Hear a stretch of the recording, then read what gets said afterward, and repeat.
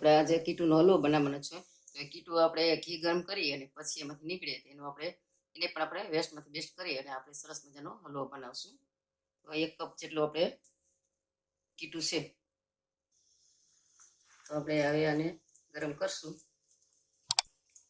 ગરમ થઈ જાય ગેસે આપણે એને ગરમ રાખશું એટલે ધીમે આપણે સરસ મજાનું એમાંથી ઘી ફૂટશે. તો આપણે એમાં દૂધ નાખશું. તો આપણે 1 અડધો પોણો ગ્લાસ છે તો આપણે એમાં દૂધ આપણે નાખીશું. દૂધ નાખી અને આપણે ગમે તે દૂધ ચાલે, એવું નથી કે આપણે ઓલું જ દૂધ જોઈએ કે એવું નહીં. આપણે ગમે ઘરમાં વાપરતા હોય દૂધ પણ આપણે નાખી શકીએ છીએ. આપણે એના માટે આપણે ધીમે ધીમે એને હલાવશું. ગેસ અને થોડો ધીમો રાખશું એટલે નીચે બેસી ન જાય, એટલા માટે આપણે ધીમે ધીમે હલાવશું. આપણે ધીમે ધીમે હલાવતા સરસ હવે દૂધ સરસ થવા માંડ્યું છે. સરસ માવો જેવું થઈ ગયું છે. માવો તૈયાર થઈ ગયો છે. તો માવો તૈયાર થઈ ગયો, સરસ સુગંધ આવે છે સરસ. તો આપણે એના માટે આપણે 1 વાટકી આપણે ખાંડ લીધી છે તે આપણે એમાં નાખશું. પછી આપણે એને હલાવીએ. સરસ એકદમ માવો તૈયાર થઈ ગયો છે અને સરસ આવે છે. સરસ મજાનું હવે આપણે થોડી વાર હલાવશું. ખાંડ સરસ મજાની એકરસ થઈ જશે. સરસ હવે એકદમ કડક જેવું સરસ થઈ ગયું છે અને કલર થોડો ચેન્જ થઈ ગયો છે અને ચાસણી સરસ એકદમ આવી ગઈ હોય એવું સરસ દેખાય છે. સરસ મજાનું આપણે હજી 2 મિનિટ હલાવશું. ત્યાર પછી આપણે ધીમે ધીમે એને જોતા રહેશું. એકદમ ટચકા જેવું થવા માંડ્યું છે. સરસ આપણે હજી પેનમાંથી છૂટું પડે ત્યાં સુધી આપણે એને હલાવશું. સરસ મજાનો હેલ્ધી નાસ્તો બને એવું સરસ મજાનું આપણે બનાવ્યું છે. બાળકોને પણ ખાવાનું મન થાય એવો સરસ મજાનો આપણે નાસ્તો બનાવ્યો છે. એમાં આપણે કાજુ બદામ છે, કિસમિસ છે, એ આપણે બધું નાખી દઈશું. થોડીક વાર એમાં એટલે સરસ એકદમ લચકાન જેમ વળી જાય.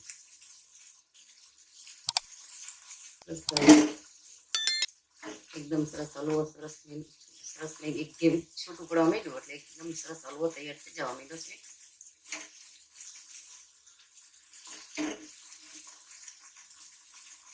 આ રીતે આપણે બનાવતા રહેશું. અલગ અલગ રીતે આપણે બનાવી શકીએ છીએ. કીટનો ઉપયોગ છે તે ઘણી રીતે આપણે કરી શકાય છે.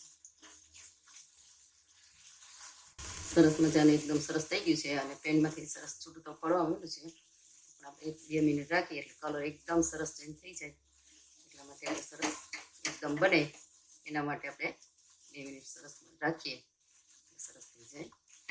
સરસ કલર ચેન્જ થઈ ગયો છે. તો આપણે હવે ગેસ બંધ કરી અને નીચે ઉતારી લઈશું.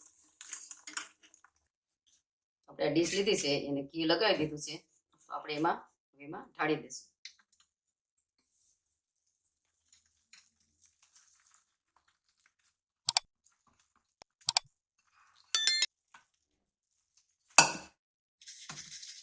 સેજામ કરીએ એટલે સરસ એકદમ ઢળી જશે. હવે આપણે એની માટે થોડું ટોપરાનું ખમણ નાખી દઈશું. ટોપરાનું ખમણથી સ્વાદ સરસ આવે છે. એકદમ એનું લોકે પણ સરસ લાગે એટલા માટે આપણે ખમણ નાખીએ છીએ.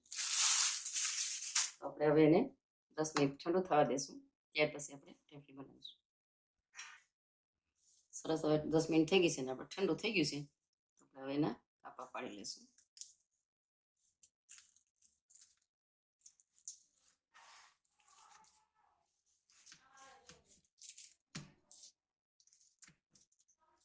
સરસ એકદમ સરસ તૈયાર થઈ ગયું છે.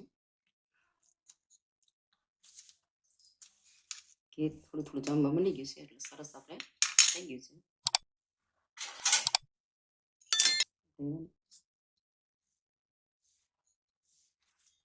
સરસ મજાની ઢેફલી તૈયાર થઈ ગઈ છે.